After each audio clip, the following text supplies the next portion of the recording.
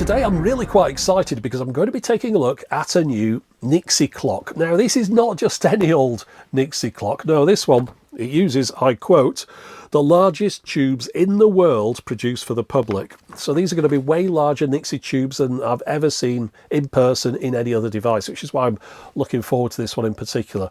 The appeal of Nixies is that they have a lovely orange glow, these beautiful blown glass tubes, rounded off digits. They have an analog softness that they apply to a digital display. Ever since I became aware of them, I started to collect devices that use Nixie tubes. So as well as the clocks and the watches, I've also got a Nixie tube calculator, a stereo tuner that displays the frequency on the Nixie tubes, a stop clock, a random number generator. I think I've got more things besides. Over the years, of course, I've shown these things on the channel. And as a result, I was contacted about 3 years ago by a company called Millclock, and they were creating a Nixie clock. But the thing about theirs is they're making new Nixie tubes. So rather than reusing these old ones, these are hand-blown glass, hand-assembled. It looks like a very time-consuming and painstaking process. As a result, these artisan Nixie tubes, once you assemble all those in a clock like this thing costs around about $1,000 US. And it's a beautiful clock, and as you can see, it's still working perfectly as you'd expect. And it became the pride of my Nixie clock collection, this one. And I thought, that's it, I've got the ultimate Nixie clock. You can't beat that. And then, just a few weeks ago, they got in touch again. And I was actually surprised because Millclock are based in Ukraine. And I thought they've got other things going on, but they're still making these. And they said, do I want to take a look at their new Nixie clock that uses new, larger tubes? Now, these ones, these are ZIN 18s, as they call them. These use 44mm tall digits. The new clock uses ZIN 70s, and those are 70mm tall digits. So it's going to completely dwarf this thing. So without talking about it anymore, let's get it out of the box and have a good look at it. Now this is a surprisingly heavy box and really quite large as well. Just to give you an idea as to the size of the ZIN 18 clock next to it. And then here are the smallest Nixie tubes I've got on this watch here. I've got a couple that use this same size. But the thing with Nixie tubes is that, irrespective of the size, they're really quite easy to read from a substantial distance. So these ones you could probably read across a football pitch.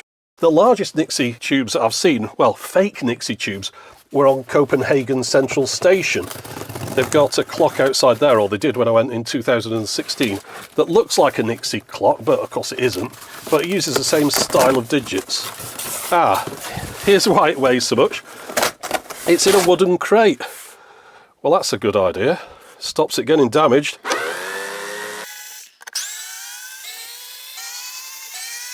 That's all the screws out, so let's have a look. Now, they asked me what colour I wanted, and I chose the one with the black finish. There's a couple of different options. One thing I'll mention about this, at the beginning you might have seen the paid promotion thing pop up. I put that on there because I believe I've got this for free. So that's receiving something in exchange for making a video. If I have to send it back, I'll send it back, but still. Okay, that's the beautiful circuit board that they've put together for this one. It's a work of art on its own. But this is the important part. We've got a glass case here to go on the top. Really quite thick glass as well. Hope you can see that there on the camera. It's substantial. But there are the tubes. Now, how am I going to get those out without getting my fingerprints all over them? I suppose I could wear gloves or something. Yeah, I'll go and get some gloves. I just happen to have these. I can't remember why I bought them. Never used them before now, but they're going to come in handy here. So let's get this out. Look at that. Look at that. Wow. That's amazing. Look at the construction of that. That's insane. In a good way. All right. Well, let's plug it in. I've got to put them into the board here at the bottom. So just moving it up to the camera so you can see what I'm doing. But I'm just lining these up with the pins. The pins are a little bit raised from the bottom, so I'm just being careful to... There we go. That's it. Oh, that's nice. It's got a very flush mount on there. so you don't get to see like the pins sticking down. That's pretty cool. Right, okay, let me put the rest of these in. Nearly forgot these. These are the digit separators. They were in the side there. So they've got a black backing on them now. Makes them a little bit easier to see compared to the previous ones. I think they're just going to go in, yeah, square like that. There we go. And there's the other one. Now, one thing I haven't mentioned yet is the price. One of these will set you back $1,600 US. Remember, it's all handmade. Now, along the front here, you'll see a battery backup that retains the settings and the time, etc. when the device is powered off. I had to replace this recently on my other clock, and that involved disassembling the whole thing to get to this. This one's exposed, so it's going to be a lot easier. There is the Wi-Fi chip. You can communicate with this thing via an app on your phone to go through all the various settings, but if you don't want to use your phone, you can still get into all those settings using this rotary encoder on the back. Of course, this, once the case is on there, can't be accessed, which is why it's very useful having the Wi-Fi option as well. Let's plug it in.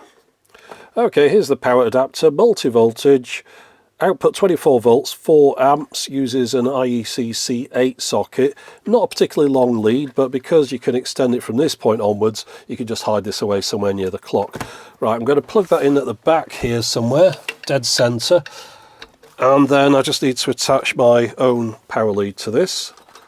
I'm reminded of switching on a Christmas tree. You cross your fingers, you hope it's going to light up. So here we go. Oh, little startup chime. Oh man, that's beautiful. And also notice there's a bit of a light show going on here. Let me just move the camera up a little bit. Notice how there's LEDs that come on in the base of each one, 2 in each, that light them up in sequence. I'm sure all these things can be configured. Different colours, switch them on or off if you want, but I like the look of that at the moment with the white LEDs lighting up the tubes, really showing off the design. And just think, every element here has been handmade. Every digit inside those tubes has been placed there with a pair of tweezers. It's amazing. Now let me just move it this way around so you can see the digits a little bit easier. One thing with the Nixie clocks is that of course the digits are placed one behind the other, and they move forward and back through the glass as the digits change. That's one of the appeals. It's this kind of 3D aspect to the digits. Now you'll notice there's a bit of a flicker coming through on the camera there, not visible in person. Let me see if I can adjust the shutter rate a little bit. There, that looks better with a bit of light on it. Now I've just noticed something here. In one of the packets that came with this were some rubber gloves, so I could have used those, but never mind. I'll read through the instructions. I'll open this little envelope up to see what's in there, but I just want to change the time on this. One thing you might notice throughout this video is that the time is all over the place. I did shoot the unboxing over 2 days because I got a bit waylaid. Today is the 20th of October at 1:58, so let me just change that part there. There you are, 13:58. Now you just have to press through those. I'm just remembering this from the previous clock. It's much the same, although a little bit more sophisticated with the way it's lit up. And there we go, that's the time. Right, let me read the instructions and then I'll explain to you exactly what you can do with this, other than just look at it, which is pretty cool, but how you change all the settings and things. Okay, so in this envelope, that was the warranty information. It mentions there's a 15-year warranty on these tubes. There's a 1 year on the rest of the components. I'd imagine that 15 years is a little bit on the conservative side, because I have a Nixie clock that I've had running in the lounge now for 20 years, and the tubes are just as bright as the day that I first got it. The only concession to saving the life of them is overnight between 11 PM and 8 AM they turn off. I wouldn't worry too much about these things getting worn out. Right, looking through these instructions, this thing is highly configurable. You can change pretty much everything you want about this. For example, at the moment, I'm using a 24-hour clock. You can use a 12-hour clock if that is something that you prefer. Also, in a moment, the date will automatically display on this. It does it approximately every minute. There we go. You can switch that feature off if you want. And also, you can have it the other way around, because I've got the day, the month, the year. You can have the month, the day, the year if you prefer. So it's just going to go back to the time now, and then I'll show you through some of the other settings for this. I'm not going to go through all of them because there's a load, but we'll just show some of the more important ones. Okay, I've dimmed the lights down because I wanted you to be able to see these LEDs that are illuminating the bottom of each tube. You can switch those off if you want, by the way, just by twisting this to the right. But by lighting them up, you get to see the craftsmanship that's on the inside, and I do prefer it when they're lit up on this one. Now, the other thing is you can twist this to the left whenever you want it to display the date. As I mentioned before, it will display the date automatically every minute or so, but you can switch that feature off, and then it will be down to you to turn this if you wanted it to display the date. But let's go into some of the settings. That's the reason I've got the lights down, because when I press this, you'll see these change colour. And at the moment we're setting the time, so I'll bring it onto the minutes in the middle here. So we're at 46. I could just twist this round to adjust the time, and then if I move it onto the seconds, of course that would zero them out like that. So that's the first setting. Next one, it goes green. We're setting the date here, and that's the day, the month and the year. And then we get into some other settings that are a little bit more complicated. Let me just move this around so I can explain some of these. Okay, now this is where things get a little bit less intuitive. You'll need to refer to the manual to know what all of these are. So for example, the first two digits that are lit up in blue at the moment, that's where you set the UTC time zone. You can get an optional GPS attachment for this, which will pull the time through automatically. And of course, you want to set your correct zone at the beginning there. I don't have that, so let's move on. The next one, we can choose whether we want the date to display as day, month, or month, day. And you choose either 1 or 0 to flip between those two. The next one, we can turn on a night mode. I mentioned this on my other clock, and this one will do it as well. If we set it to 1, that means it will dim between the hours of 11 PM and 6 AM, whereas if we set it to 2, the display will turn off entirely. Now this is a setting to change the way the digits move from one to the other. There's a smooth transition of digits you can set here, and I think there's a couple of different options. So let's just pick 2 there to see what that looks like. And then we can change the way the separating colons display. So we'll just pick a number here. These are things to experiment with if you've got one of these things. Now, moving on, that's where you turn on the Wi-Fi on the yellow. If we switch it on there, you'll hear a little chime, and the Wi-Fi is now switched on, so we could use the app. This is where we choose whether we want 12 or 24-hour time format. This is where we turn on the GPS attachment that we don't have. This is where you choose whether it's summertime or not. This is where you choose whether you want the date to show automatically. And at the end here, we've got a colour picker. We can have various different LED colour options at the bottom of these tubes. So let's just pick one of these here. I'm going to pick, well, let's pick number 3, see what that one looks like. I don't know, we'll just go through them all perhaps in a moment. But we just bring it back round to the beginning. And right, so what have we got here now? First off, the digits are changing in a kind of flickery way. I don't actually like that. I'll change that setting back in a moment. Notice the separating colons are flashing individually, and also notice that the colour in the tubes here is cycling through all the different colours. So let me just show you a different setting. Okay, so now each tube is displaying a different colour, and they're gradually cycling through the colour range. I've changed the digits back to display how they originally did, and the colons are flashing in a slightly different way again. So let's just do one more. Okay, so now the tubes are lighting up individually from left to right with the white LEDs. I quite like the way that that one looks. I'm not too happy though about these separation colons. Those are flashing a little bit too quickly. So I'll change those back to how they originally were, but let's just show you some of the other settings. Okay, so in this one now we can set the colour. This is the red, this is the green, and this is the blue. And each of these can be adjusted up or down so that then you get the particular shade that you want illuminating these tubes up. But I'm going to skip past that because the next one is the alarm. This sets the hours of the alarm, the minutes, alarm on or off, hourly chimes on or off, so I'll put those on, and we'll set the alarm and we'll have a listen to it.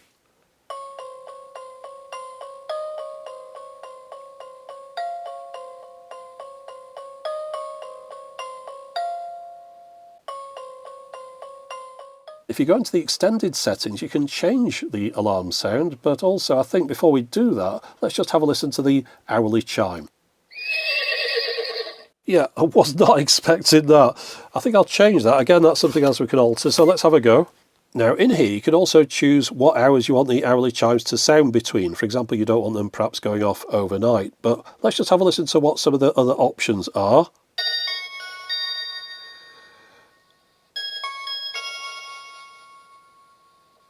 And that one seems to be silent, but I think I prefer those to the horse, which is 0. Yeah, so I'm going to leave that one on, and let's just go to the sound of the alarm.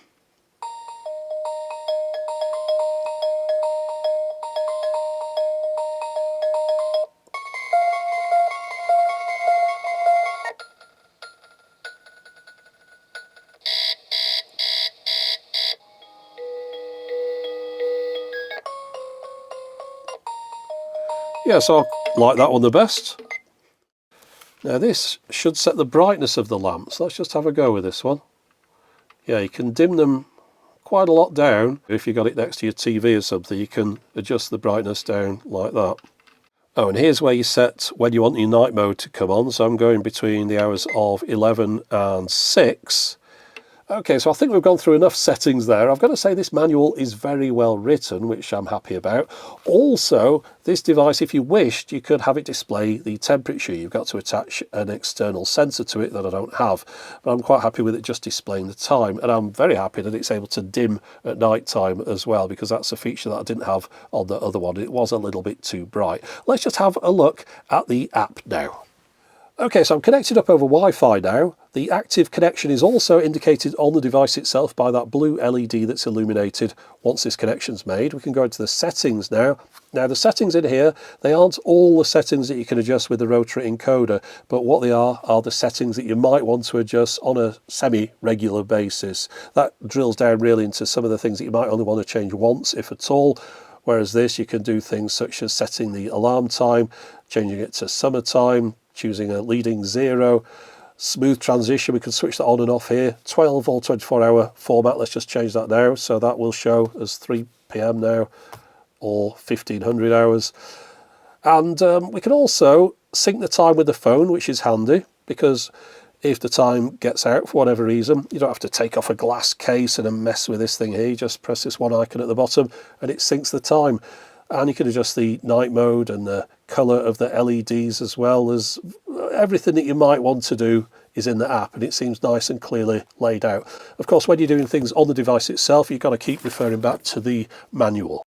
I think it's time to do a side-by-side comparison. So this is the ZIN18 clock, and now I've just brought in the ZIN70, and it really towers over it. But I wouldn't say in a bad way. It's very clear, very easy to read. That's a bit garish now in comparison. And against this darker background, it really is very clear and easy to read. It's not over-facing.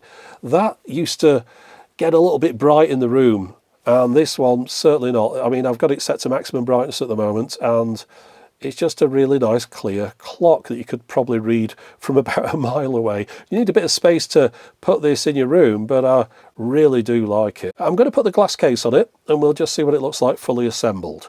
Of course, this case isn't just about protecting the clock from dust and things, it's also about protecting people from the clock, because there are some high voltages flowing through that circuit board. You don't want anyone touching it, so you really do want to put this in place. And as I mentioned before, of course, that now means I can't access the rotary encoder, but because I've got the Wi-Fi switched on, I can always get to the settings through the phone instead.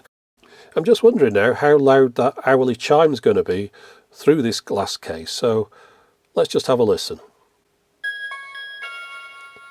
Yeah, perfectly clear, no problems there. Now, if you just wanted to take a good look at this clock in peace without some boring old bloke droning on about it, well, the next minute or so, this is just for you.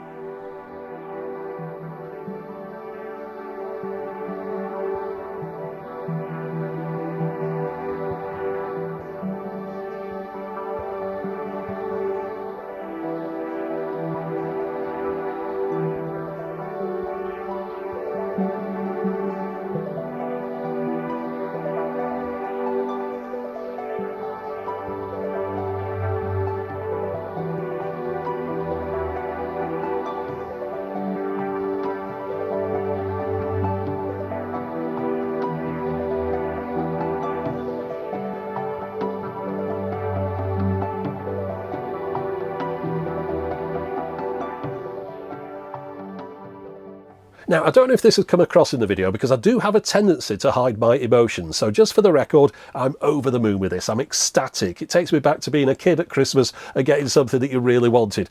I couldn't be happier. I've always been fascinated with clocks since a very young age, and I just like objects that do something. Rather than have a house full of ornaments like vases, candles, a bowl with some wicker balls in it, you can forget all that stuff. I'd just rather have a clock, something that I can look at, admire, but it's also functional, it serves a purpose, and in this case it is a beautiful work of art as far as I'm concerned as well. I mean, there's a load of different skills go into this. We've got the glass blowing, the metal work, circuitry, programming. All these different things go together to make what really is a very impressive object. So there you go, that's the ZIN70 from Millclock, the most impressive Nixie clock that I've ever seen. Also the most expensive Nixie clock that I've ever been near. Of course, this is the top model in the Millclock range. They do go all the way down to much more affordable ones. Of course, the cheaper end of the range use the normal new old stock Nixie tubes that most other people use. It's only these handmade Nixie tubes that take a long time to assemble and therefore cost this much. And also, of course, the larger they get, the more expensive they get as well. So yeah, there's a whole range there. Have a look at millclock.com. You'll find more information there. There's also an eBay page. I'll put a link to that in the video description and see if there's anything there that takes your fancy. If not, at least you've been able to see it here today. And it's been an absolute privilege and a joy to be able to show it to you. So that's it for the moment. As always, thanks for watching.